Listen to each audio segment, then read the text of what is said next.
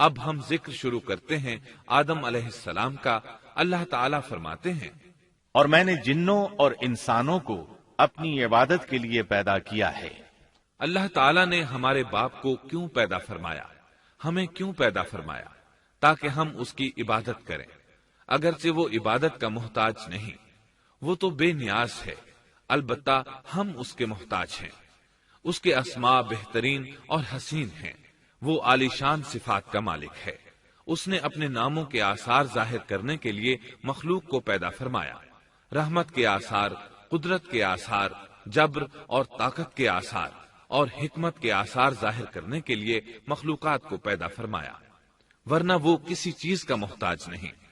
آدم علیہ السلام کی تخلیق سے پہلے ہی اس بارے میں اللہ تعالیٰ کا فرشتوں سے مکالمہ ہوا۔ اللہ تعالیٰ نے فرمایا، اور جب تیرے رب نے فرشتوں سے کہا میں زمین میں ایک خلیفہ بنانے والا ہوں۔ خلیفہ سے مراد ہے نائب، اور یہ کہ اس کی نسل میں سے ہر ایک دوسرے کا خلیفہ ہوگا۔ جبکہ سیدنا ابو بکر صدیق رضی اللہ عنہ نبی اکرم صلی اللہ علیہ وسلم کے خلیفہ ہوئے، سو اللہ نے ایک خلیفہ بنانے کا ارادہ فرمایا جو زمین میں حکومت کرے اور اس کو آباد کرے۔ چنانچہ اللہ تعالیٰ نے فرمایا، اللہ تعالیٰ نے تمہیں زمین سے پیدا کیا اور اسی نے اس زمین میں تمہیں بسایا ہے۔ اللہ تعالیٰ کا ارادہ ہوا کہ زمین کو آباد کروائے، جبکہ جن اس قابل نہیں تھے، کیونکہ ان میں اس قدر عقل و دانش نہیں تھی کہ زمین کو پر رونق اور سرسبز و شاداب رکھ سکیں۔ علماء جنات کے بارے میں کہتے ہیں ان کا سب سے بڑا عقل مند جن انسانوں کے 10 سالہ بچے کے برابر عقل رکھتا ہے، اس لیے زمین کو آباد کرنے کی صلاحیت اللہ تعالیٰ نے انسان کو بخشی۔ اللہ نے انسان کو بہترین ڈھانچے اور حسین ترین شکل و صورت سے نوازا، پھر اپنی روح اس میں پھونکی۔ فرشتوں نے اس سے سوال کیا، ایسی مخلوق کو کیوں پیدا کرتا ہے جو زمین میں فساد کرے اور خون بہائے؟ اور ہم تیری تسبیح، حمد اور پاکیزگی بیان کرتے ہیں۔ اس کے جواب میں اللہ نے فرمایا، جو میں جانتا ہوں تم نہیں جانتے۔ دراصل فرشتوں نے کسی طرح معلوم کر لیا تھا کہ آدم کی اولاد زمین میں فساد کرے گی، خون ریزی کرے گی، لیکن انہوں نے یہ بات اعتراض کے طور پر نہیں کہی تھی، کیونکہ ایسا اعتراض تو گناہ ہے، اور فرشتے پلک جھپکنے کے برابر اللہ کی معصیت اور نافرمانی نہیں کرتے، بلکہ وہ تو نہایت معزز عبادت گزار ہیں، کسی بات میں اللہ پر پیش دستی اور سبقت نہیں کرتے، اور اس کے حکم پر عمل کرتے ہیں۔ اللہ کے حکم کی نافرمانی نہیں کرتے، بلکہ جو حکم دیا جائے بجا لاتے ہیں۔ اس لیے فرشتوں کا یہ پوچھنا وضاحت طلبی کے لیے تھا، وہ تو انسان کے پیدا کرنے کی وجہ پوچھ رہے تھے۔ وہ زمین میں جنات کے اعمال اور کرتوت کا مشاہدہ کر چکے تھے، یعنی اللہ تعالیٰ نے انہیں پیدا کر کے اختیار دیا تو وہ فتنہ و فساد اور فسق و فجور میں مبتلا ہو گئے، اور اب ایک اور مخلوق زمین میں بسائی جا رہی تھی، تو اس بات کا امکان تھا کہ یہ مخلوق بھی ان کے نقش قدم پر چلے۔ اس لیے فرشتوں نے تعجب اور حیرت کی بنا پر یہ سوال کیا تھا، اور پوچھنے کا مقصد یہ تھا کہ کیا یہ بھی جنوں کی طرح ہوں گے؟ اس طرح انہیں یہ خدشہ لاحق ہوا کہ شاید ان سے اللہ کی عبادت میں کوتاہی یا کمی واقع ہوئی ہے، جس کی وجہ سے اللہ کو نئی مخلوق پیدا کرنا پڑی۔ اس لیے ان کی بات میں یہ بھی تھا کہ ہم تیری حمد اور ثنا بیان کرتے ہیں۔ بہرحال ان کے سوال کے 2 مقصد تھے۔ کیا یہ جنوں کی طرح فساد کرنے والی قوم ہے؟ کیا ہم سے تیری عبادت میں کوتاہی ہوئی ہے؟ اس پر اللہ تعالیٰ نے فرمایا، جو میں جانتا ہوں وہ تم نہیں جانتے۔ اس موقع پر فرشتوں کے ذہنوں میں ایک اور بات بھی آئی۔ وہ آپس میں کہنے لگے کہ اللہ تعالیٰ جو بھی مخلوق پیدا کرے گا وہ ہم سے زیادہ معزز اور عالم نہیں ہو سکتی۔ یعنی جب فرشتوں نے باقی مخلوقات کا جائزہ لیا، مثلا آسمان، زمین، پہاڑ، جن، چوپایوں وغیرہ کا، تو انہوں نے سوچا یہ ہم سے زیادہ مرتبے والی نہیں ہے، لہذا یہ مخلوق بھی پیدا ہو رہی ہے تو یہ ہم سے زیادہ مرتبہ نہیں رکھتی۔ یہ ہمارا خاص مقام ہے کہ اللہ کی تسبیح میں مصروف ہیں، کفر سے محفوظ ہیں، ہر حکم بجا لاتے ہیں، اللہ کے تمام احکامات پورے کرتے ہیں، آسمان اور زمین میں اس کا حکم نافذ کرتے ہیں، اور اللہ کے نزدیک ہم سب سے زیادہ شرف والے ہیں۔ لہذا اگر یہ نئی مخلوق انسان بھی پیدا ہو جائے تو کیا ہوا، ہم سے زیادہ معزز اور علم والی تو نہیں ہوگی۔ بہرحال جب اللہ تعالیٰ نے آدم کو پیدا کیا تو زمین کی مٹی لانے کا حکم فرمایا، چنانچہ اللہ تعالیٰ کے پاس مٹی لائی گئی۔ امام ترمذی، ابن حبان اور امام احمد رحمت اللہ علیہم نے ایک حدیث بیان کی ہے جس کے الفاظ کچھ یوں ہیں: اللہ تعالیٰ نے آدم علیہ السلام کو مٹی کی ایک مٹھی سے پیدا فرمایا۔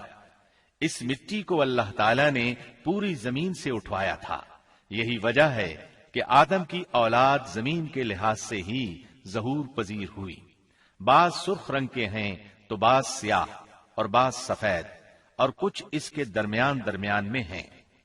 بعض نیک ہیں، بعض خبیث، اور کچھ پاکیزہ قسم کے ہیں۔ انسان کی تخلیق مٹی سے شروع ہوئی، اس مٹی کو پانی سے تر کیا گیا تو یہ تین بن گئی۔ اسی وجہ سے قرآن مجید کی بعض آیات میں تراب کا لفظ آیا ہے۔ تراب خشک مٹی کو کہتے ہیں، اور بعض آیات میں تین کا لفظ آیا ہے۔ تین تر اور بھیگی مٹی کو کہتے ہیں۔ اللہ تعالیٰ فرماتے ہیں خلقہ من تراب، یعنی آدم کو تراب سے پیدا کیا گیا۔ مٹی کی عام حالت کو تراب کہتے ہیں، اور فرمایا جب آپ کے رب نے فرشتوں سے کہا کہ میں مٹی سے بشر کو پیدا کرنے والا ہوں۔ جب اس مٹی کو پانی سے زیادہ بھگویا گیا تو وہ لیسدار ہونا شروع ہو گئی، اسی لیے اللہ تعالیٰ نے فرمایا ہم نے انسان کو لیسدار اور چپکنے والی مٹی سے پیدا کیا۔ پھر اللہ تعالیٰ نے اپنے مبارک ہاتھوں سے انسان کا ڈھانچہ تیار کیا۔ اللہ نے فرمایا خلقت بیدی، میں نے اپنے دونوں ہاتھوں سے پیدا کیا۔ اللہ تعالیٰ نے انسان کی خلقت فرشتوں کے سپرد نہ کی، بلکہ بذات خود اسے تخلیق کے مراحل سے گزارا اور اپنے ہاتھوں سے اس کی تصویر کشی کی۔ اللہ نے انسان کو پہلے ایک مورتی کی صورت میں ڈھالا، اس کے بعد ایک مقررہ مدت تک چھوڑے رکھا، یہاں تک کہ گیلی مٹی خشک ہو گئی اور اس کا رنگ سیاہ ہو گیا، بدبو آنے لگی، پھر وہ کھنکھناتی مٹی میں بدل گئی، اور آخرکار آگ پر پکی ہوئی مٹی یعنی فخار ٹھیکری کی صورت اختیار کر گئی، جس سے مٹکے وغیرہ تیار کیے جاتے ہیں۔ سیاہ مٹی کو ہما ان کہتے ہیں، اور بدبودار کو مسنون کہتے ہیں، اور کھنکھنا کر بولنے والی مٹی کو سلسال کہتے ہیں، اور ٹھیکری کی طرح کی مٹی کو الفخار کہتے ہیں۔ مختلف آیات میں یہ الفاظ وارد ہوئے ہیں۔ اور یقیناً ہم نے انسان کو کھنکھناتی خشک مٹی سے پیدا کیا جو کہ بدبودار اور سیاہ گارے سے خشک ہوئی تھی۔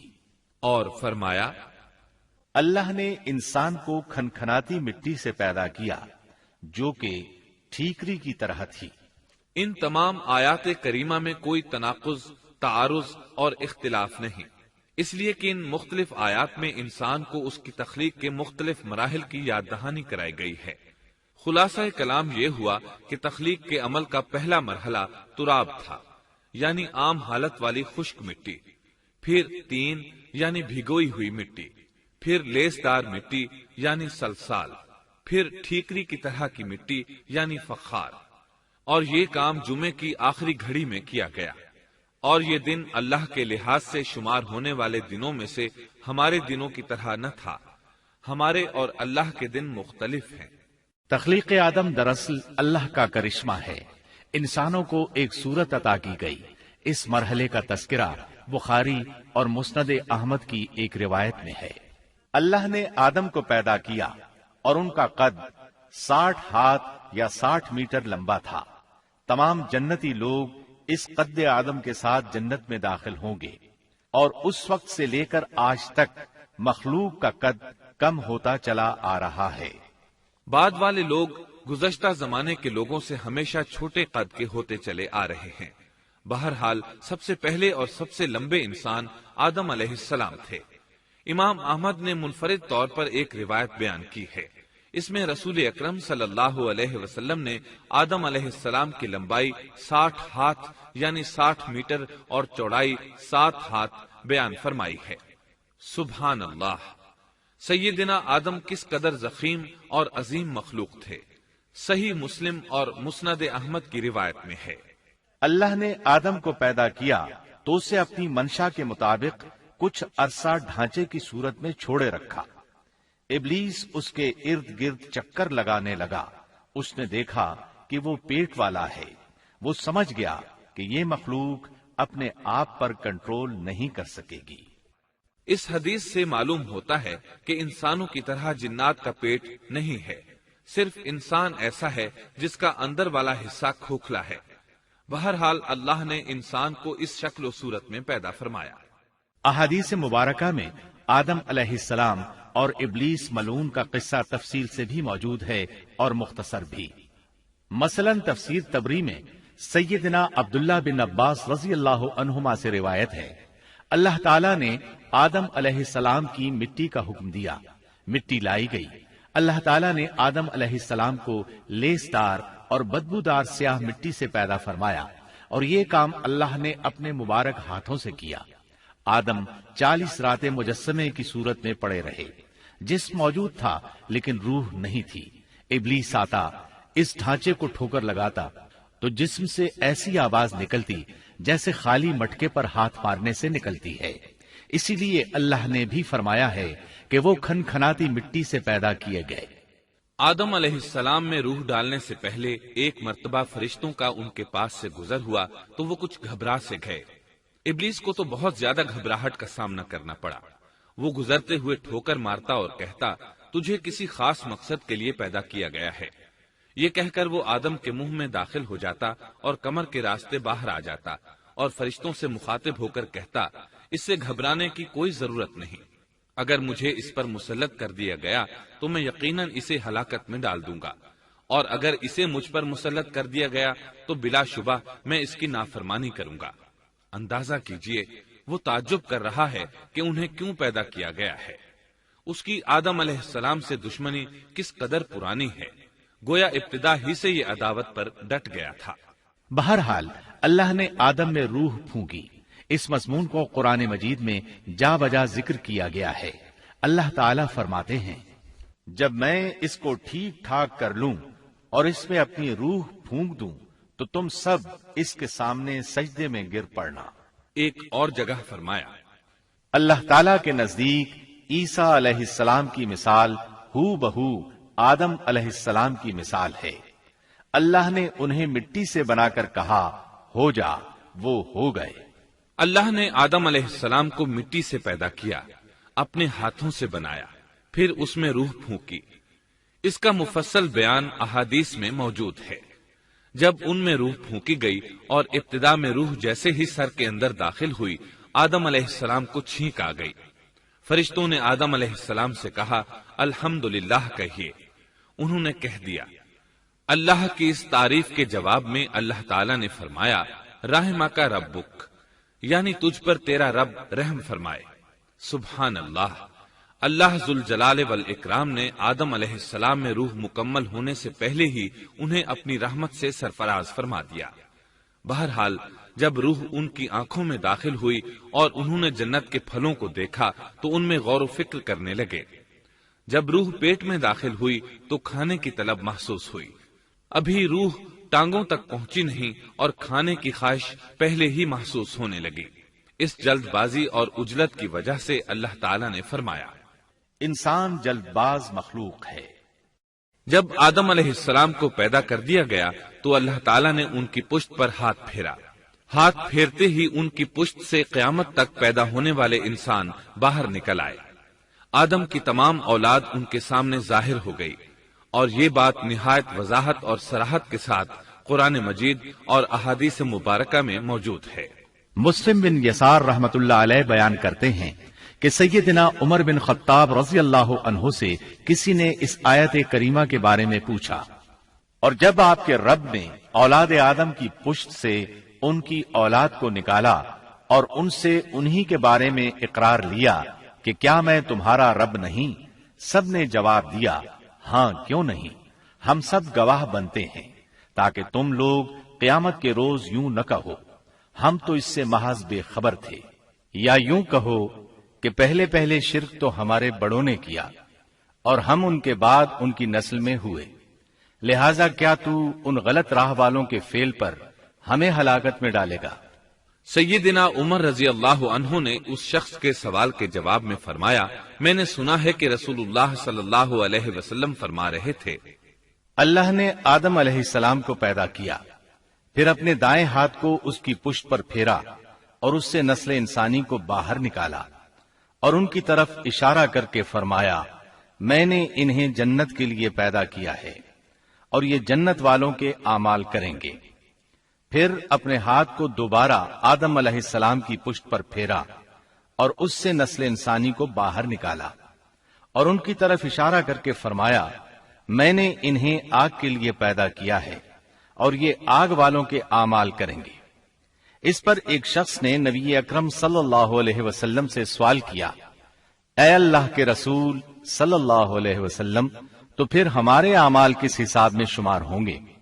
آپ نے جواب میں فرمایا، اللہ تعالیٰ جب کسی بندے کو جنت کے لیے پیدا کرتا ہے تو اس سے جنت والوں کے کام کرواتا ہے، حتیٰ کہ جنت والے اعمال میں سے ہی کسی عمل پر اس کا موت سے سامنا ہوتا ہے، اس وجہ سے اللہ اسے جنت میں داخل کرتا ہے، اور جب اللہ کسی بندے کو آگ کے لیے پیدا کرتا ہے تو اسے آگ والے اعمال پر لگا دیتا ہے، یہاں تک کہ وہ آگ والے اعمال میں سے کسی عمل پر مرتا ہے، اس کی وجہ سے اللہ اسے آگ میں داخل کر دیتا ہے۔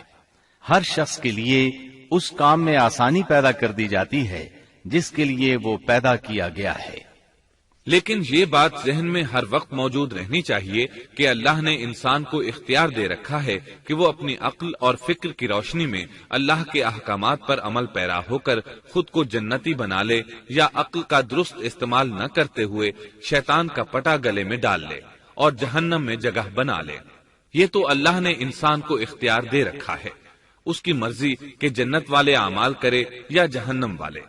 ہر انسان میں دونوں طرف جانے کی طاقت اور صلاحیت موجود ہے۔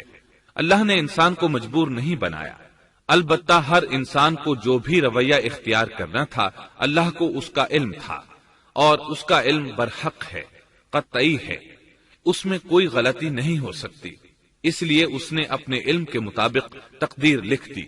اب ہم جو کچھ کرتے ہیں تقدیر سے مجبور ہو کر نہیں کرتے بلکہ اپنے اختیار سے کرتے ہیں، اور چونکہ تقدیر بھی اللہ کے حکم سے لکھی گئی اس لیے اس میں بھی کوئی خطا واقع نہیں ہوتی۔ لہذا تقدیر کا یہ مطلب نہیں کہ انسان تقدیر کی بنا پر ہدایت ماننے یا نہ ماننے پر مجبور ہے، ایسی بات قطعاً نہیں۔ اور درست بات یہ ہے کہ تقدیر کا مسئلہ بہت زیادہ پیچیدہ ہے اور مشکل ترین مسائل میں سے ہے، یہاں اس کی تفصیل کا موقع نہیں۔ جب اللہ نے آدم علیہ السلام کو پیدا کر لیا اور اس میں اپنی روح پھونک دی تو فرشتوں کو حکم دیا کہ آدم کو سجدہ کرے۔ ابلیس ایک بہت نیک اور بزرگ جن تھا، اس نے کبھی اللہ کی نافرمانی نہیں کی تھی، اسی بنا پر وہ بلند مرتبہ پا کر فرشتوں میں شامل ہو چکا تھا، لیکن فرشتوں کی جنس سے قطعاً نہیں تھا۔ اللہ نے اسے اطاعت اور فرما برداری کا صلہ دیا تھا، اس کی عزت اور اکرام کرتے ہوئے آسمان میں بسایا تھا، لمحہ بھر کے لیے بھی اس نے اللہ کی نافرمانی نہیں کی تھی، اور پھر اللہ نے آدم کو سجدہ کرنے کا حکم دیا، اور اس حکم کے مخاطب فرشتے اور ابلیس تھے۔ صرف فرشتوں کے لیے یہ حکم نہیں تھا بلکہ ابلیس بھی اس حکم میں شامل تھا، کیونکہ اللہ تعالیٰ فرماتے ہیں، اور یقیناً ہم نے تمہیں پیدا کیا، پھر ہم ہی نے تمہاری صورت بنائی، پھر ہم نے فرشتوں سے کہا کہ آدم کو سجدہ کرو، تو سوائے ابلیس کے سبھی نے سجدہ کیا، وہ سجدہ کرنے والوں میں شامل نہ ہوا۔ اللہ تعالیٰ نے فرمایا، تجھے کس چیز نے سجدے سے روک دیا جبکہ میرا حکم تیرے لیے بھی تھا؟ تو اس سے ثابت ہوا اس حکم میں فرشتوں کے ساتھ ابلیس بھی شامل تھا، کیونکہ قرآن میں اذ امرتک کے الفاظ ہیں۔ اس کا مطلب ہے کہ میں نے تجھے حکم دیا تھا، اور پھر ابلیس نے جواب میں یہ نہیں کہا کہ تو نے تو مجھے حکم ہی نہیں دیا تھا، بلکہ اس نے سجدہ نہ کرنے کی وجہ یہ بتائی۔ اس نے کہا، میں سجدہ کیوں کروں، میں اس سے بہتر ہوں، اس لیے کہ تو نے مجھے آگ سے پیدا کیا اور اسے مٹی سے۔ تو پھر کہا، اللہ نے حکم دیا، تو اس سے نیچے اتر جا۔ غرض جب ابلیس نے نافرمانی کی، سرکشی اور تکبر کا مظاہرہ کیا تو اس وقت اللہ تعالیٰ اور اس کے درمیان مکالمہ ہوا۔ اللہ نے اس کی سرکشی دیکھ کر اسے سزا دیتے ہوئے فرمایا، اس جنت سے اتر جا، تجھے کوئی حق حاصل نہیں کہ تو اس جنت میں رہ کر تکبر کرے۔ ابلیس نے جواب میں کہا، مجھے قیامت کے دن تک مہلت دے دیجئے، یعنی اتنی لمبی عمر دے دیجئے کہ میں قیامت تک زندہ رہوں، موت نہ آئے۔ اللہ نے فرمایا، تجھے مہلت دے دی گئی، لیکن ایک وقت مقررہ تک۔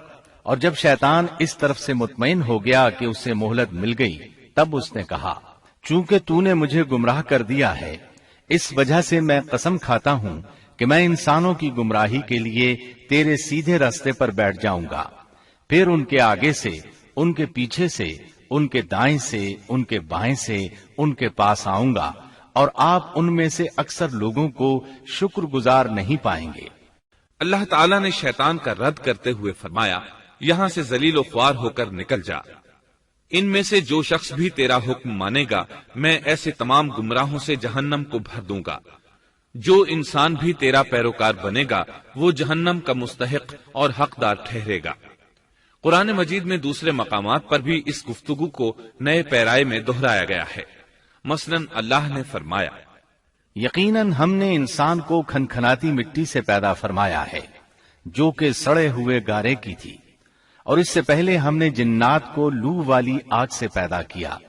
اور جب تیرے پروردگار نے فرشتوں سے فرمایا، میں انسان کو سیاہ بدبودار کھنکھناتی مٹی سے پیدا کرنے والا ہوں، جب میں اسے پورا بنا چکوں اور اس میں اپنی روح پھونک دوں تو تم سب اس کے لیے سجدے میں گر پڑنا۔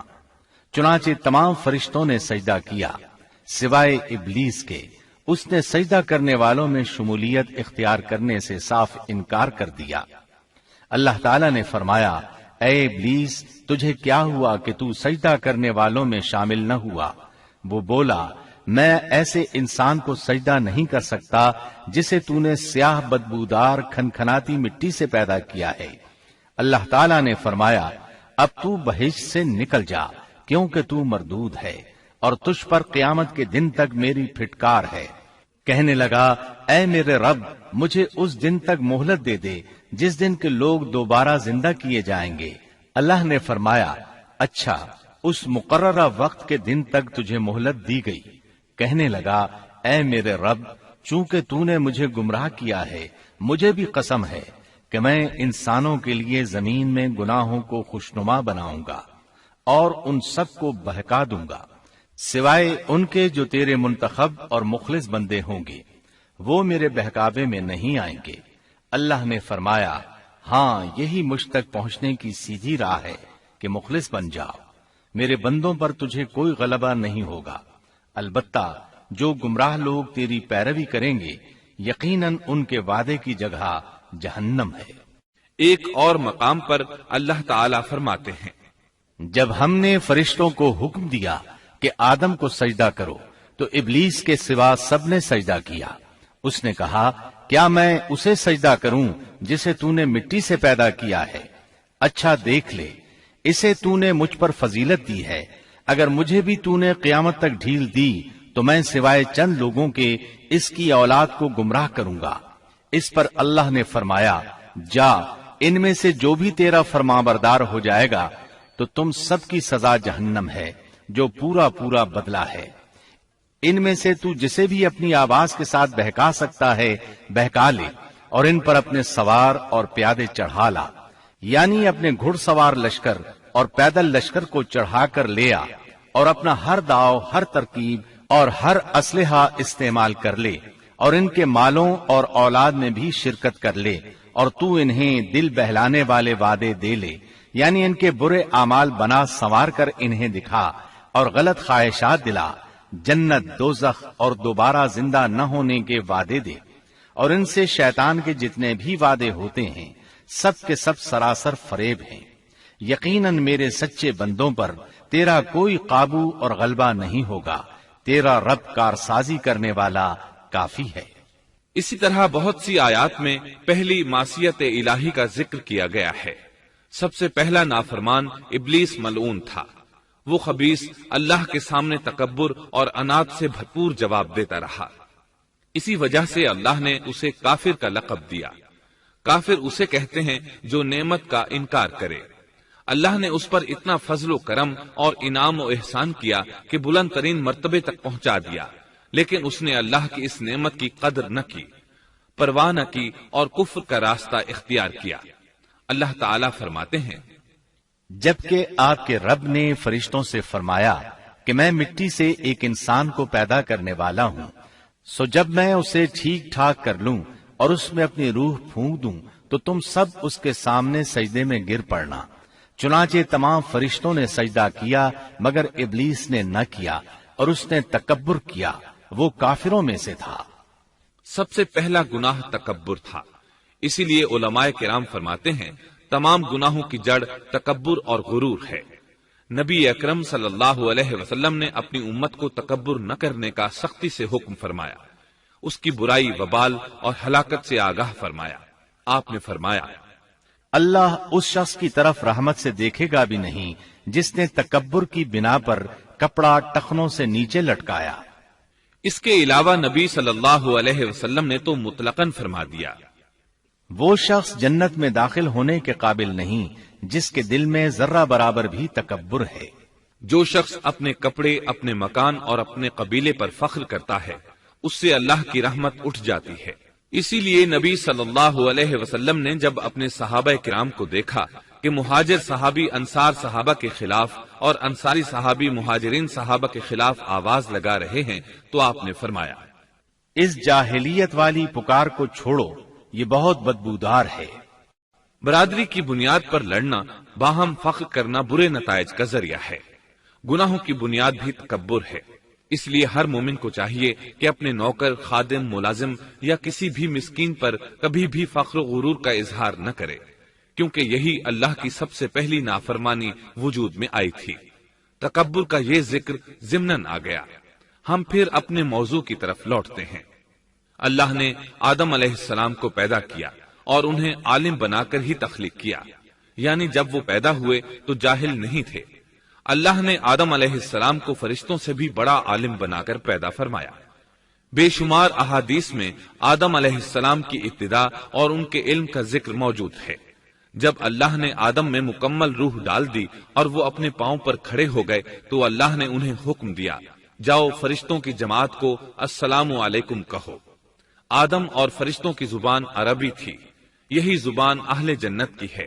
آدم گئے، جا کر سلام کہا، انہوں نے جواب میں کہا وعلیکم السلام ورحمت اللہ، یعنی تجھ پر اللہ کی سلامتی اور رحمت ہو۔ اللہ نے فرمایا، یہ تیرا اور تیری اولاد کا آپس میں ایک دوسرے کو تحفہ اور ہدیہ ہے۔ اللہ نے آدم علیہ السلام کو ابتدا ہی میں تمام نام سکھا دیے۔ مفسرین نے ان ناموں کے بارے میں بہت بحثیں ذکر کی ہیں۔ مضبوط موقف سیدنا عبداللہ بن عباس رضی اللہ عنہما کا ہے کہ اللہ نے آدم علیہ السلام کو ہر چیز کا نام سکھا دیا تھا، مثلا یہ پہاڑ ہے، یہ سمندر ہے، یہ پرندہ ہے، یہ درخت ہے وغیرہ۔ وہ آسمان اور زمین کی ہر چیز کا نام جانتے تھے۔ یہ علم کیسا تھا، انسان نے کس طرح ہر چیز کا نام پہچان لیا۔ یقیناً اللہ انسان میں یہ طاقت پیدا کر سکتا ہے کہ وہ ہر علم کا احاطہ کر سکے۔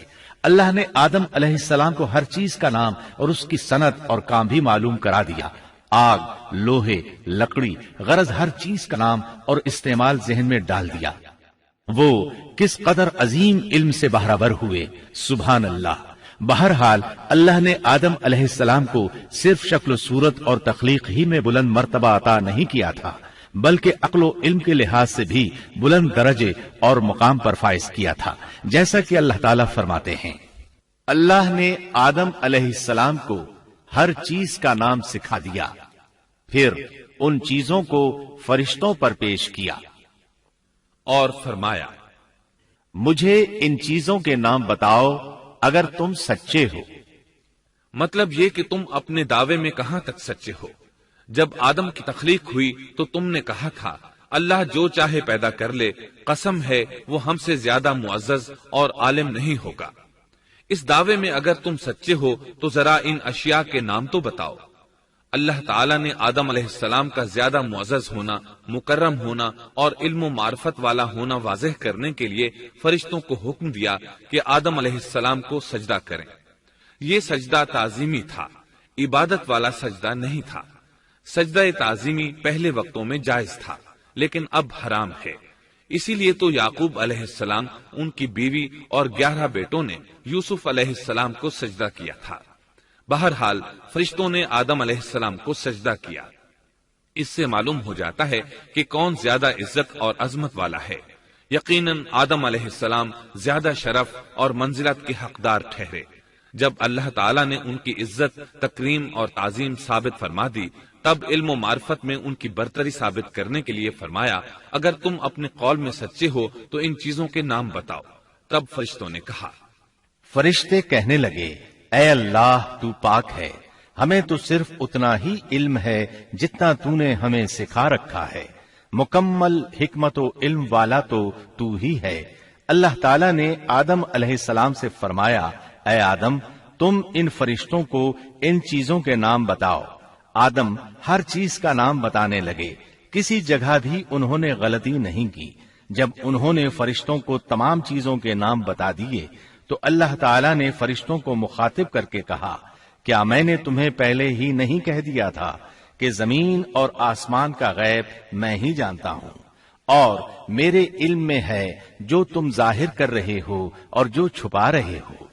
یہاں ذہن میں سوال ابھرتا ہے کہ فرشتے کیا چھپا رہے تھے؟ وہ راز والی بات یہی تھی کہ اللہ ہم سے زیادہ معزز اور عالم مخلوق پیدا نہیں کرے گا۔ واضح رہے، ہم آپ کو صرف واقعات ہی نہیں سنا رہے، صرف سیرت اور تاریخ ہی بیان نہیں کر رہے، بلکہ قرآن بھی پڑھ پڑھ کر سنا رہے ہیں۔ اور قرآن کو اس وقت تک سمجھنا محال ہے جب تک کہ ان واقعات کی تفصیل موجود نہ ہو۔ خیر، اس کے بعد اللہ تعالیٰ نے اما حوا کو پیدا فرمایا۔ انہیں آدم علیہ السلام کے فوراً بعد پیدا نہیں فرمایا، بلکہ آدم علیہ السلام نے کافی عرصہ جنت میں تنہا بسر کیا، اور حدیث میں ہے کہ وہ وحشت محسوس کرتے تھے، تنہائی کو شدت سے محسوس کرنے لگے تھے۔ آخر کار ایک روز جب وہ سو رہے تھے تو اللہ تعالیٰ نے ان کی بائیں پسلی سے اما حوا علیہ السلام کو پیدا فرمایا اور آدم علیہ السلام کا ہم سفر بنا دیا۔ اللہ فرماتے ہیں، اے لوگو اپنے اس پروردگار سے ڈر جاؤ جس نے تم سب کو ایک ہی جان سے پیدا کر ڈالا، اور اس جان یعنی آدم علیہ السلام سے ان کی بیوی کو پیدا کیا۔ آدم علیہ السلام کے وجود ہی سے حوا کا وجود بنایا گیا، وہ کوئی الگ مخلوق نہیں تھی۔ جب آدم علیہ السلام بیدار ہوئے تو انہوں نے اپنے قریب ایک عورت کو بیٹھے دیکھا۔ پوچھنے لگے، تم کون ہو؟ حوا علیہ السلام نے کہا، عورت۔ آدم علیہ السلام نے پھر پوچھا، تجھے کس لیے پیدا کیا گیا ہے؟ وہ بولی، آپ کے لیے، تاکہ آپ مجھ سے سکون اور انس حاصل کریں۔ جب فرشتوں نے آدم علیہ السلام کو ایک عورت سے باتیں کرتے دیکھا تو کہنے لگے، اب ایک اور نئی مخلوق پیدا کی گئی ہے۔ آدم علیہ السلام نے ان مخلوقات کا نام تو بتا دیا تھا جو مشہور و معروف تھیں، ان کا نام پوچھنا چاہیے۔ انہوں نے آدم علیہ السلام سے سوال کیا، انہوں نے فوراً جواب دیا، حوا، اس لیے کہ اللہ نے تو آپ کو ہر چیز کا نام سکھا دیا تھا۔ فرشتوں نے کہا، ان کا نام حوا کیوں رکھا گیا ہے؟ آدم علیہ السلام نے جواب دیا، اس لیے کہ اسے ایک زندہ چیز سے پیدا کیا گیا ہے، حیات کی نسبت سے حوا نام رکھا گیا۔ مسلم شریف میں ہے، سیدنا ابو ہریرہ رضی اللہ عنہ روایت کرتے ہیں کہ رسول اللہ صلی اللہ علیہ وسلم نے فرمایا، جو شخص اللہ اور آخرت کے دن پر ایمان رکھتا ہے، جب وہ کسی معاملے کے لیے حاضر ہو تو بھلائی والی بات کرے یا خاموش رہے، اور عورتوں کے بارے میں بھلائی کی وصیت حاصل کر لو، یعنی ان کے ساتھ اچھا سلوک کرو، کیونکہ عورت پسلی سے پیدا کی گئی ہے، اور پسلی میں زیادہ ٹیڑھا حصہ اوپر والا حصہ ہوتا ہے۔ اگر تم اس کو سیدھا کرنا چاہو گے تو توڑ ڈالو گے، اور اگر اس کو چھوڑ دو گے تو وہ اسی طرح ہمیشہ ٹیڑھی رہے گی۔ عورتوں کے بارے میں بھلائی کی وصیت حاصل کر لو۔ مطلب یہ کہ اسی حالت میں گزر بسر کرو، عورتوں کے بارے میں بھلائی کی وصیت حاصل کر لو۔ اس حدیث کا مطلب یہ ہے کہ عورتوں پر جبر کر کے زبردستی ان کی طبیعت کو بدلا نہیں جا سکتا، اور عورت ذات کو نہایت نرمی اور پیار سے رکھو۔ ان کی طبیعتوں میں ٹیڑھا پن ہے، وہ کبھی جذبات سے مغلوب ہو جاتی ہے اور عقل کھو بیٹھتی ہے۔ اگر کوئی اسے سیدھا کرنا چاہے تو اس سے لا تعلقی، دوری اور طلاق کی نوبت آ جائے گی۔ اگر اسے چھوڑ دو گے تو ٹیڑھا پن برقرار رہے گا۔ مرد کو بہت حوصلے سے اس صورتحال کو سنبھالنا چاہیے۔ احادیث میں سیدنا ابراہیم علیہ السلام کی زوجہ سیدہ سارہ علیہ السلام کا قصہ موجود ہے۔ وہ حوا علیہ السلام کے بعد کائنات کی سب سے زیادہ خوبصورت عورت تھی۔ احادیث سے یہ اشارہ ملتا ہے کہ حوا علیہ السلام ابتدائے انسانیت سے لے کر قیامت تک پیدا ہونے والی تمام عورتوں میں خوبصورت تھیں۔ اب ابلیس لگا اپنے وسوسے شروع کرنے۔ آدم اور حوا علیہ السلام دونوں اللہ کے حکم سے جنت میں تھے کہ شیطان نے انہیں پھسلانے کی کوشش شروع کر دی۔ اللہ تعالیٰ فرماتے ہیں، اور ہم نے کہہ دیا اے آدم تم اور تمہاری بیوی جنت میں رہو اور جہاں سے چاہو با فراغت کھاؤ۔ جنت بھی کیسی؟ اللہ فرماتے ہیں، وہ جنت کہ جس کی چوڑائی ہی آسمانوں اور زمین کے برابر ہے۔ سو اس جنت میں سے جو چاہو سو کھاؤ، کچھ بھی منع نہیں سوائے ایک درخت کے، چنانچہ ارشاد ہوا، اور ہم نے کہا اے آدم تم اور تمہاری بیوی جنت میں رہو، پھر جس جگہ سے چاہو با فراغت کھاؤ، اور اس درخت کے پاس مت جاؤ ورنہ ظالموں میں سے ہو جاؤ گے۔ ایک اور جگہ فرمایا، اور جب ہم نے فرشتوں سے کہا کہ آدم کو سجدہ کرو تو ابلیس کے سوا سب نے سجدہ کیا، ابلیس نے انکار کیا، تو ہم نے کہا اے آدم یہ تیرا اور تیری بیوی کا دشمن ہے، خیال رکھنا ایسا نہ ہو کہ وہ تم دونوں کو جنت سے نکلوا دے اور تو مصیبت میں پڑ جائے۔ یہاں تو تجھے آرام ہے، نہ تو بھوکا ہے اور نہ ننگا، اور نہ تو یہاں پیاسا ہوتا ہے، نہ دھوپ سے تکلیف اٹھاتا ہے۔ گویا اللہ نے سیدنا آدم علیہ السلام کو وسوسے سے پہلے ہی خبردار کر دیا تھا۔ ان آیات سے یہ بھی پتا چلا کہ انسان سے ابلیس کی عداوت اور دشمنی ابتدا ہی سے چلی آ رہی ہے، اور یہ بھی ثابت ہوا کہ جو لوگ کہتے ہیں کہ انسان ابتدا میں ننگا تھا ان کا قول صحیح نہیں، اس لیے کہ اللہ تعالیٰ نے جنت میں بھی آدم علیہ السلام پر لباس رکھا اور زمین میں بھی لباس نازل کر دیا، جیسا کہ اللہ تعالیٰ فرماتے ہیں، اے آدم کی اولاد ہم نے تم پر لباس کو نازل کیا جو تمہاری شرمگاہوں کو چھپاتا ہے اور زینت کا سبب بھی ہے، اور تقوی کا لباس اس سے بھی بہتر ہے۔ لہذا آدم ابتدا میں ننگے نہیں تھے، انہیں تو ننگے پن کا علم ہی نہیں تھا، نہ ہی ان کی بیوی کو برہنہ ہونے کا علم تھا۔ اللہ نے آدم علیہ السلام کو کامل نعمتوں سے نوازا، بھوک نہ پیاس، یہاں تک کہ پیاس کے اسباب سے بھی محفوظ، نہ گرمی اور نہ دھوپ، پھر بے انتہا حسن و جمال، مشقت نہ تکلیف، بدبختی نہ بدقسمتی۔ آدم اور حوا علیہ السلام کے دلوں میں وسوسہ ڈالنے کے بارے میں بھی قرآن نے روشنی ڈالی ہے۔ پھر شیطان نے ان دونوں کے دلوں میں وسوسہ ڈالا۔ یہ وسوسہ اس نے ان دونوں کو طمع دلانے کی صورت میں پورا کیا، اور یہ طمع دلائی کہ اس درخت کو کھانے سے ہمیشگی اور بقا ملتی ہے اور کبھی نہ ختم ہونے والی بادشاہت حاصل ہوتی ہے، اور اس وسوسے کا مقصد یہ تھا تاکہ ان کا پردہ بدن جو ایک دوسرے سے پوشیدہ تھا دونوں کے روبرو بے پردہ کر دے۔ ان کی شرمگاہوں کو ننگا کرنے کے لیے اس نے ایسا کیا۔ وہ دونوں کپڑے میں ملبوس تھے، ستر ڈھانپ رکھا تھا۔ جب انہوں نے اس درخت سے کھایا تو لباس نیچے گر گیا، دونوں برہنہ ہو گئے۔ یہی شیطان چاہتا تھا کہ انہیں برہنہ کر دے، اللہ کی نافرمانی پر اکسائے۔ ارشاد ہوتا ہے، شیطان نے انہیں وسوسہ ڈالا، کہنے لگا اے آدم کیا میں تجھے دائمی زندگی کا درخت اور وہ بادشاہت نہ بتلا دوں جو کبھی پرانی نہ ہو؟ جب تم اس درخت سے کھاؤ گے تو ہمیشہ زندہ رہنے والے بن جاؤ گے اور زبردست بادشاہت حاصل کر لو گے۔ اس نے یہ تمنا بھی دلائی۔ تمہارے رب نے تم دونوں کو اس درخت سے اس لیے منع کیا ہے کہ تم دونوں فرشتے نہ بن جاؤ یا ہمیشہ زندہ رہنے والے نہ بن جاؤ۔ یعنی تم اس درخت سے کھا لو گے تو فرشتے بن جاؤ گے اور ہمیشہ قائم دائم رہو گے۔ پھر وہ وسوسہ ڈالتے ہوئے جھوٹی قسمیں کھانے لگا، جیسا کہ ارشاد ہوتا ہے، اور ان دونوں کے روبرو قسمیں کھانے لگا کہ یقین آ جائے میں آپ کا خیر خواہ ہوں۔ اللہ کی قسم کھانے لگا اور اس وقت سے جھوٹی قسموں کی ابتدا ہوئی۔ اس نے ان دونوں کو فریب دے کر بہکا لیا، جیسا کہ فرمایا فَدَلَّاهُمَا بِغُرُورٍ، یعنی دھوکے سے انہیں پھسلایا، حالانکہ انہیں کسی چیز کی کمی نہیں تھی۔ بھلا وہاں کیا محتاجی ہو سکتی تھی؟ جنت میں سکون سے زندگی بسر کر رہے تھے۔ جنت سے بڑھ کر کیا چاہیے؟ ہمیشہ کے لیے جنت مل چکی تھی۔ اللہ تعالیٰ فرماتے ہیں، ان دونوں نے جب درخت کو چکھا، دونوں کا پردہ بدن ایک دوسرے کے روبرو کھل گیا، دونوں اپنے بدنوں پر درختوں کے پتے جوڑ جوڑ کر رکھنے لگے۔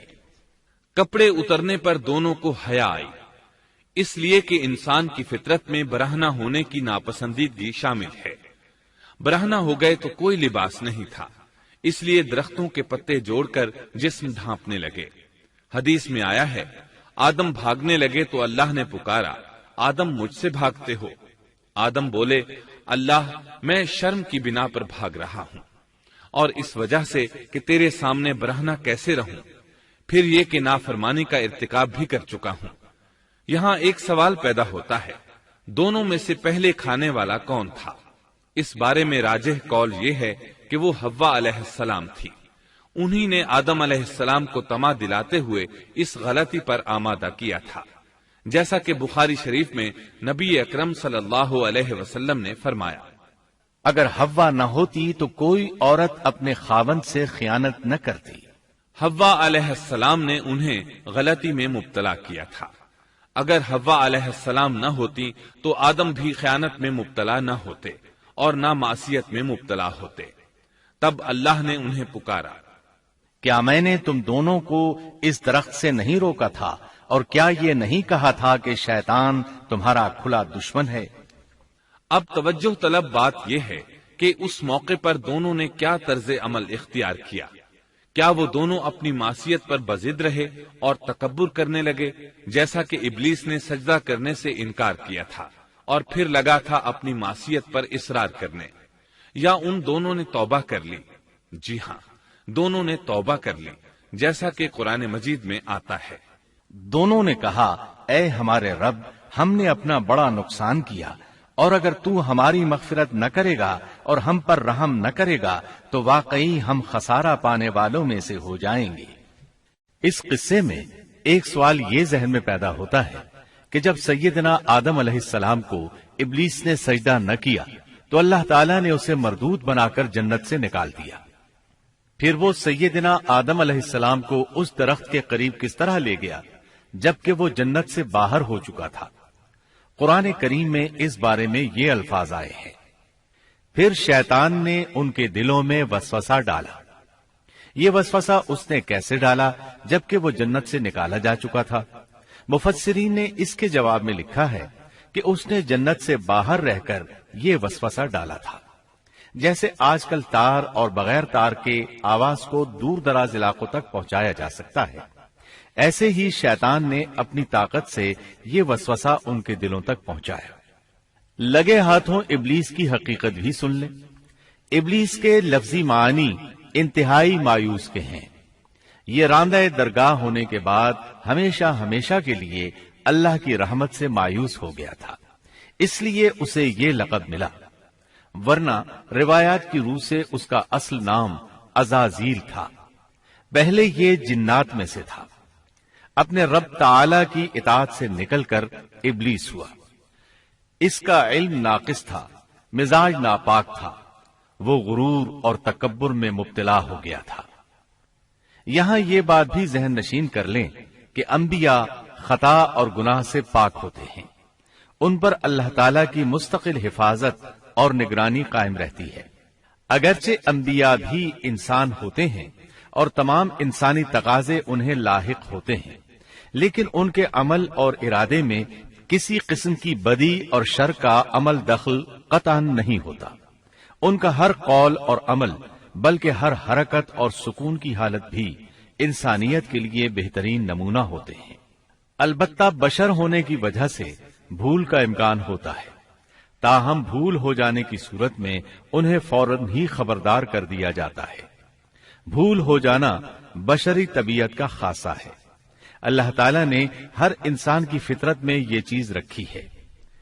انبیاء سے بھول چوک ہو جانے میں بھی اللہ تعالیٰ کی کئی ایک حکمتیں پوشیدہ ہیں۔ مثلاً بہت سی قومیں اپنے نبیوں کے معجزات دیکھ کر ان میں ربوبیت کی صفات کی قائل ہو گئی، یہاں تک کہ بعض قوموں نے اپنے نبیوں کو اللہ یا اللہ کا بیٹا بھی جانا۔ جب انبیاء سے بھول اور لغزشیں ہوئیں تب گویا لوگوں پر یہ واضح کیا گیا کہ یہ الہ نہیں ہے۔ الہ ہوتے تو کس طرح ان سے بھول ہو سکتی تھی۔ اس سے یہ بتانا بھی مقصد تھا کہ انبیاء انسان ہی ہوتے ہیں، کوئی ماورائی مخلوق نہیں ہوتے۔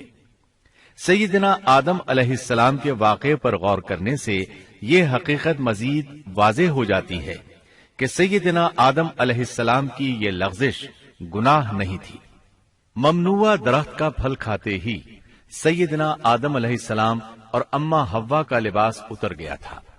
اللہ کا حکم ہوا، قال اهبطوا جنت سے اتر جاؤ، تم آپس میں ایک دوسرے کے دشمن ہوگے اور تمہارے واسطے زمین میں رہنے کی جگہ ہے اور ایک وقت تک نفع حاصل کرنا ہے۔ فرمایا تم وہیں زندگی بسر کرو گے اور وہیں مرو گے اور وہیں سے دوبارہ نکالے جاؤ گے۔ قرآن مجید کے دیگر مقامات میں بھی اس قصے کی تفصیل موجود ہے۔ مثلاً فرمایا، اور اس سے قبل ہم نے آدم سے ایک عہد لیا تھا مگر وہ بھول گئے اور ہم نے ان میں کوئی عزم نہیں پایا۔ اللہ تعالیٰ فرماتے ہیں، اور جب ہم نے فرشتوں سے کہا آدم کو سجدہ کرو تو ابلیس کے سوا سب نے سجدہ کیا، اس نے صاف انکار کر دیا۔ تو ہم نے کہا اے آدم یہ تیرا اور تیری بیوی کا دشمن ہے، خیال رکھنا ایسا نہ ہو وہ تم دونوں کو جنت سے نکلوا دے اور تو مصیبت میں پڑ جائے۔ یہاں تو تجھے یہ آرام ہے کہ نہ تو بھوکا ہوتا ہے اور نہ ننگا، اور نہ تو یہاں پیاسا ہوتا ہے اور نہ دھوپ سے تکلیف اٹھاتا ہے۔ لیکن شیطان نے اسے وسوسے میں ڈال دیا، کہنے لگا میں آپ کو دائمی زندگی کے درخت اور وہ بادشاہت بتلاؤں جو کبھی پرانی نہ ہو۔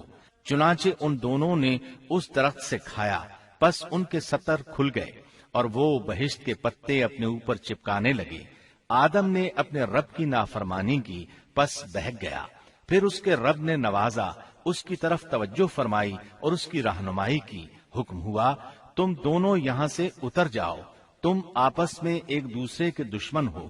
اب تمہارے پاس جب کبھی میری طرف سے ہدایت پہنچے تو جو میری ہدایت کی پیروی کرے نہ تو وہ بہکے گا نہ تکلیف میں پڑے گا، ہاں جو میری یاد سے روگردانی کرے گا اس کی زندگی تنگی میں رہے گی اور بروز قیامت ہم اسے اندھا کر کے اٹھائیں گے۔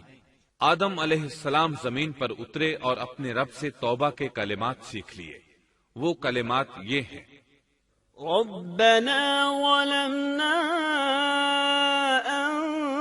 أنفسنا وإن لم تغفر لنا وترحمنا لنكونن من الخاسرين۔ اے ہمارے رب ہم نے اپنا نقصان کیا اور اگر تو نے ہم پر مغفرت و رحمت نہ فرمائی تو ہم خسارہ اٹھانے والوں میں سے ہو جائیں گے۔ آدم علیہ السلام زمین پر اترے اور ان کے ساتھ حوا علیہ السلام بھی اتری اور ان کے ساتھ ہی ابلیس کو بھی اتارا گیا۔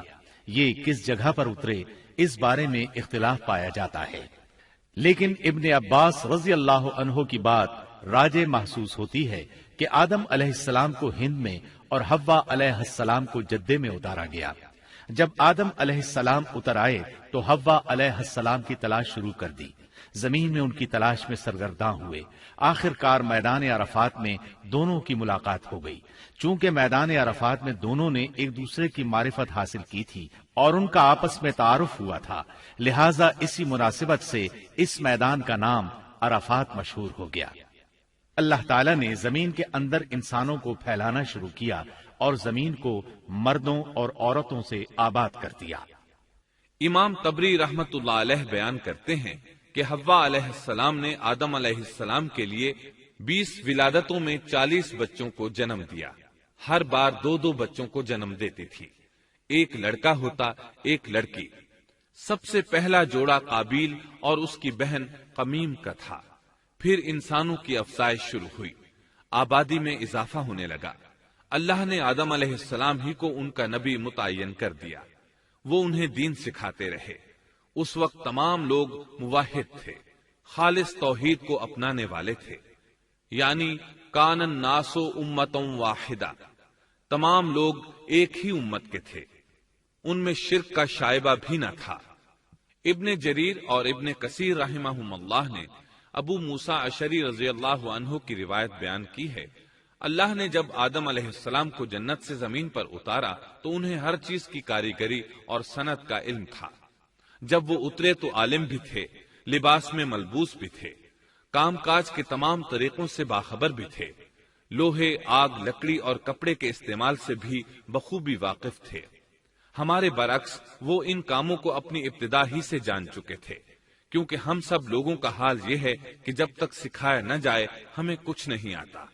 آج کے دور میں بعض افریقی قبائل کے افراد وحشیانہ اور غیر مہذب زندگی گزارتے ہیں۔ علماء کا کہنا ہے کہ یہ لوگ زمین پر رہنے والوں میں سے گمراہ ترین انسان ہیں۔ انہوں نے بہترین زندگی ضائع کر دی اور گھٹیا زندگی کو پسند کیا۔ تہذیب و تمدن کا آغاز چونکہ ابتدائے آفرینش سے ہے، اس لیے ہر انسان کی فطرت میں تہذیب کی سوجھ بوجھ موجود ہے۔ بہرحال آدم علیہ السلام کے بعد انسانی مخلوق کی تعداد روز بروز بڑھتی چلی گئی اور انسانی کمزوریوں کی بنا پر گناہ شروع ہو گئے۔ زمین پر سب سے پہلے ہونے والی معصیت قابیل کے ہاتھوں اپنے بھائی حابیل کے قتل کی صورت میں سامنے آئی۔ اللہ تعالیٰ نے قرآن مجید میں قابیل اور اس کے بھائی حابیل کا قصہ بیان کیا ہے۔ قابیل قرخت اور درشت طبیعت کا مالک تھا، جبکہ اس کا بھائی حابیل رحم دل اور نرم طبیعت تھا۔ قابیل کھیتی باڑی کرتا تھا اور حابیل مویشی چراتا تھا۔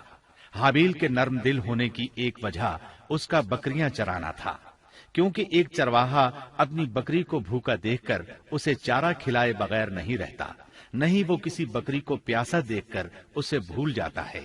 اپنے جانور پر اس کی طاقت سے زیادہ بوجھ بھی نہیں لادتا۔ بنی نوع انسان کی تعداد میں اضافے کے لیے اس وقت ایسا قانون تھا جو اب حرام ہے، اور وہ ہے بہن کے ساتھ نکاح۔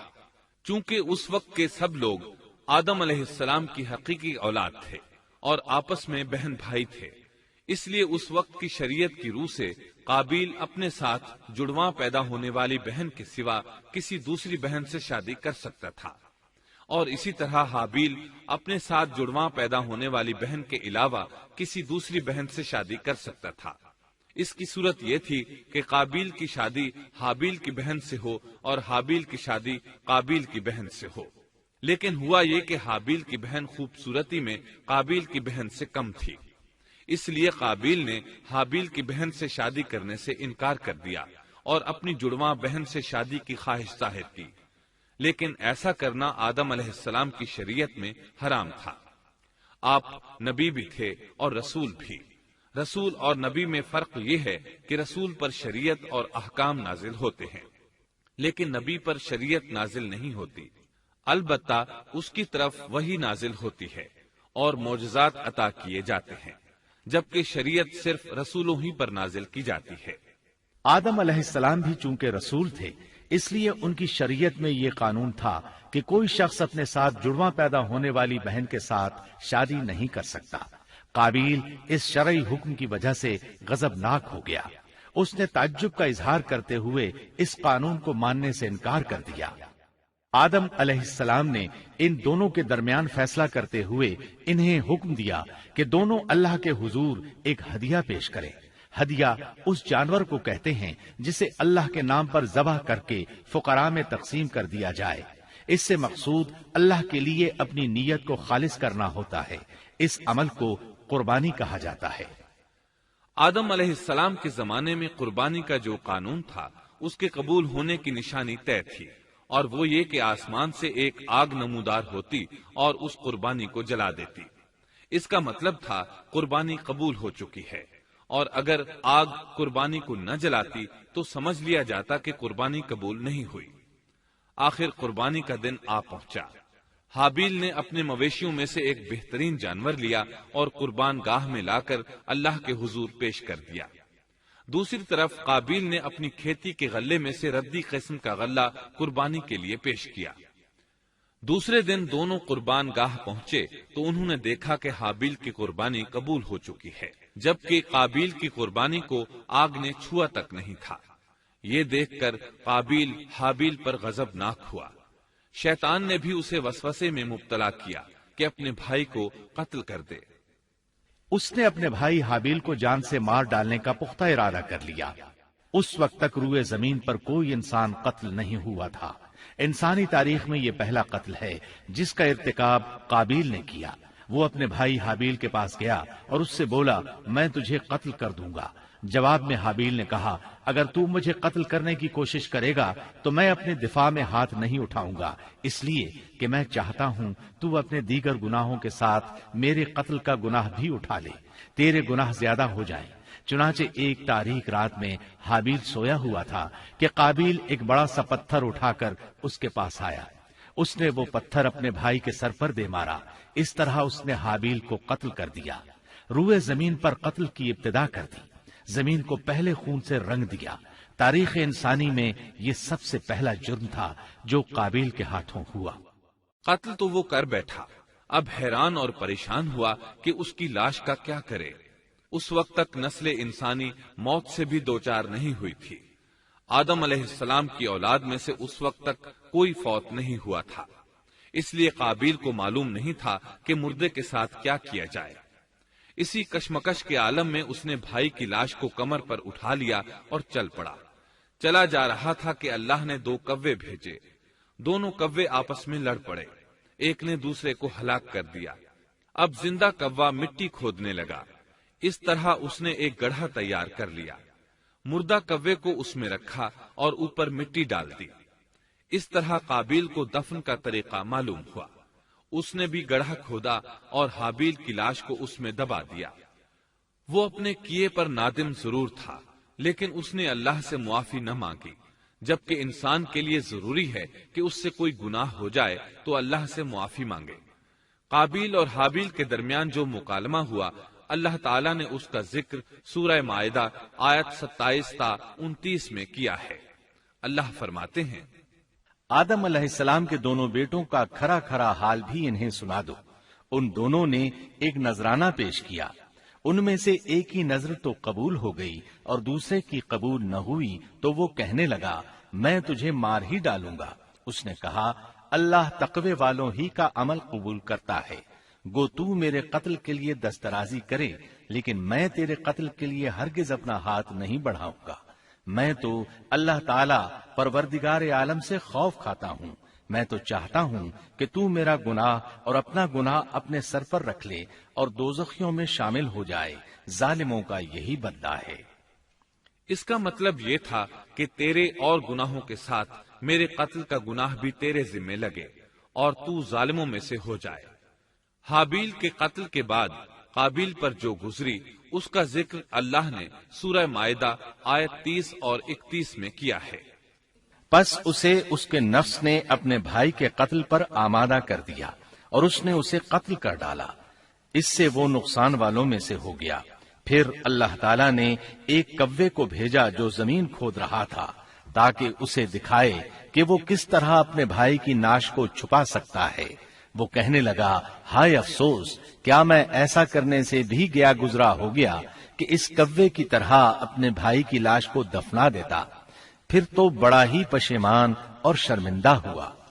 امام احمد، ترمذی اور ابو داود نے سیدنا سعد بن ابی وقاص رضی اللہ عنہ سے روایت کی ہے کہ انہوں نے سیدنا عثمان رضی اللہ عنہ کی شہادت کے فتنے کے وقت فرمایا، میں گواہی دیتا ہوں کہ رسول اکرم صلی اللہ علیہ وسلم نے فرمایا تھا، ایک بہت بڑا فتنہ رونما ہوگا، اس میں بیٹھنے والا کھڑے ہونے والے سے بہتر ہوگا اور کھڑا ہونے والا چلنے والے سے بہتر ہوگا اور چلنے والا دوڑنے والے سے بہتر ہوگا۔ کسی نے کہا، اگر کوئی میرے گھر میں داخل ہو کر میری طرف ہاتھ بڑھائے تاکہ وہ مجھے قتل کر دے تو آپ صلی اللہ علیہ وسلم نے فرمایا، تو آدم علیہ السلام کے بیٹے کی طرح قتل ہو جا، یعنی اس فتنے میں قتل ہو جانا، حابیل کی سنت پر عمل کرتے ہوئے خود ہاتھ نہ اٹھانا، قاتل کہلانے کی بجائے مقتول ہونے کو پسند کرنا۔ اسی طرح مسند احمد کی ایک روایت میں ہے، رسول اللہ صلی اللہ علیہ وسلم نے فرمایا، دنیا میں جب بھی کوئی ظلم سے قتل ہوتا ہے تو اس کا گناہ آدم علیہ السلام کے پہلے بیٹے قابیل کی گردن پر ضرور ہوتا ہے، اس لیے کہ وہ پہلا شخص ہے جس نے ظالمانہ قتل کی ابتدا کی اور یہ ناپاک طریقہ جاری کیا۔ اس حدیث سے اس جرم کی نوعیت کا بخوبی اندازہ ہوتا ہے کہ اللہ تعالیٰ نے اس کو صرف ایک قتل قرار نہیں دیا بلکہ اس کو ایک گھناؤنی حرکت قرار دیا۔ قیامت تک آنے والے لوگ جو اس گناہ کے مرتکب ہوں گے ان کا کچھ گناہ قابیل کے حساب میں ڈالا جائے گا۔ حابیل کو قتل کرنے کے بعد قابیل نے اپنی بیوی کو ساتھ لیا اور دور دراز نرم زمین کے پاس جا کر رہائش پذیر ہو گیا اور آدم علیہ السلام کے سامنے تک نہ ہوا۔ آدم علیہ السلام پہاڑوں کے قریب ایک بستی میں رہ رہے تھے، یہ ان سے بہت دور جا بسا تھا۔ اس طرح قابیل کا آدم علیہ السلام سے رابطہ بالکل ختم ہو گیا اور اس سے ایک نئی نسل کی ابتدا ہوئی۔ فحاشی اور اریانی کو ان کے ہاں عروج حاصل تھا۔ عبادت یہ لوگ اگرچہ اللہ ہی کی کرتے تھے لیکن آدم علیہ السلام کی شریعت کے خلاف بے حیائی کے دل دادا تھے۔ تقوی کی قلت، احکام الہی کی نافرمانی اور فحاشی کا فروغ ان کے شب و روز کا معمول تھا۔ اس کے بعد لوگ دو گروہوں میں تقسیم ہو گئے، شریر اور برے لوگ قابیل کے ساتھ مل گئے اور آدم علیہ السلام کے دیگر بیٹے اور نیک لوگ آدم علیہ السلام کے ساتھ مل گئے۔ آدم علیہ السلام 960 سال زندہ رہے۔ ان کی کل عمر تو 1000 سال تھی لیکن 40 سال کم کر دی گئی۔ سیدنا ابو ہریرہ رضی اللہ عنہ بیان کرتے ہیں کہ رسول اللہ صلی اللہ علیہ وسلم نے فرمایا، جب اللہ نے آدم علیہ السلام کو پیدا فرمایا تو ان کی پیٹھ پر ہاتھ پھیرا، اس طرح قیامت تک جتنے انسان پیدا ہونے والے تھے ان کی روحیں وجود میں آ گئیں۔ پھر ہر انسان کی آنکھوں کے درمیان ایک نور رکھ کر آدم علیہ السلام کے سامنے پیش کیا۔ انہوں نے پوچھا، یا اللہ یہ کون ہے؟ اللہ نے فرمایا، یہ تیری اولاد ہے۔ ان میں سے ایک کی پیشانی کی چمک آدم علیہ السلام کو بہت اچھی لگی۔ انہوں نے پوچھا، یا اللہ یہ کون ہے؟ جواب ملا، یہ تیری اولاد میں سے بہت دور جا کر ہیں، ان کا نام داؤد ہے۔ پوچھا، ان کی عمر کتنی ہے؟ فرمایا 60 سال۔ آدم علیہ السلام کہنے لگے، یا اللہ 40 سال میری عمر میں سے ان کی عمر میں شامل کر دے۔ اس سلسلے میں دوسری روایت یوں آئی ہے، جب آدم علیہ السلام کی روح قبض کرنے کے لیے فرشتہ آیا تو وہ کہنے لگے، میری عمر میں تو ابھی 40 سال باقی ہیں۔ اس وقت ان کی عمر 960 سال تھی۔ انبیاء اپنی عمر سے واقف ہوتے ہیں۔ فرشتے نے کہا، کیا آپ کو یاد نہیں آپ نے اپنی عمر کے 40 سال اپنی اولاد داؤد کو ہبہ کر دیے تھے؟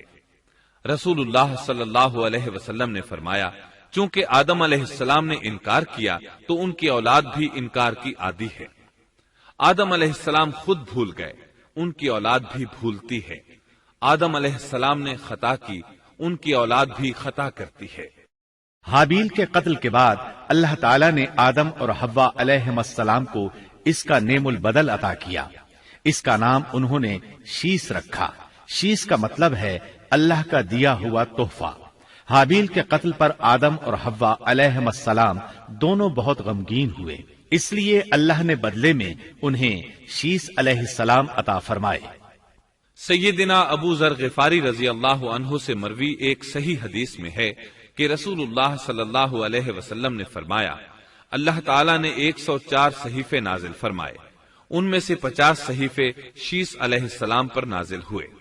ان صحیفوں میں ایسے قوانین، اصول اور ضابطے تھے جن سے انسانیت کی زندگی منظم ہوتی ہے۔ شیس علیہ السلام نے آدم علیہ السلام سے علم حاصل کیا، لیکن آدم علیہ السلام کا تمام علم وہ حاصل نہ کر سکے، اس لیے کہ آدم علیہ السلام نے بالمشافہہ اللہ تعالی سے علم حاصل کیا تھا اور بہت سی اشیاء کا علم اللہ تعالی نے انہیں سکھا دیا تھا، اس لیے وہ تمام علماء سے بڑھ کر عالم تھے۔ شیس علیہ السلام نے آدم علیہ السلام سے علوم سیکھ کر لوگوں کو سکھائے۔ لوگوں نے ان سے مختلف علوم، فنون اور پیشے سیکھے، انہیں شہروں میں رہنے سہنے کے بارے میں تعلیم دی، دن رات کے حسابات سے انہیں آگاہ کیا اور انہیں بتایا کہ کن اوقات میں وہ اللہ کی عبادت کریں اور عبادت کے طریقے انہیں سکھائے۔ احادیث میں اس کی وضاحت ملتی ہے۔ امام احمد رحمت اللہ علیہ بیان کرتے ہیں کہ ابو زمعہ سعدی کہتے ہیں کہ انہوں نے مدینے میں ایک شیخ کو لوگوں سے کلام کرتے دیکھا تو ان کے متعلق پوچھا، یہ کون شخص ہے؟ لوگوں نے بتایا کہ یہ ابی بن کعب رضی اللہ عنہ ہیں، بڑے صحابہ میں ان کا شمار ہوتا ہے، تمام مسلمانوں سے بڑھ کر قرآن اور اس کی تفسیر کے عالم ہیں۔ ابو زمعہ فرماتے ہیں کہ ابی بن کعب رضی اللہ عنہ اس وقت یہ واقعہ بیان کر رہے تھے کہ جب آدم علیہ السلام کی وفات کا وقت قریب آیا تو انہوں نے اپنے بیٹوں سے فرمایا، میرا جنت کے پھل کھانے کو جی چاہتا ہے۔ جنت کے پھل دنیاوی پھلوں جیسے ہی ہوتے ہیں، سیب، انار، انگور، یہ سب جنت میں موجود تھے۔ جنت کے اور دنیا کے پھلوں میں فرق یہ ہے کہ دنیاوی پھل بدبودار ہو جاتے ہیں، جبکہ جنتی پھل کبھی بدبودار نہیں ہوتے۔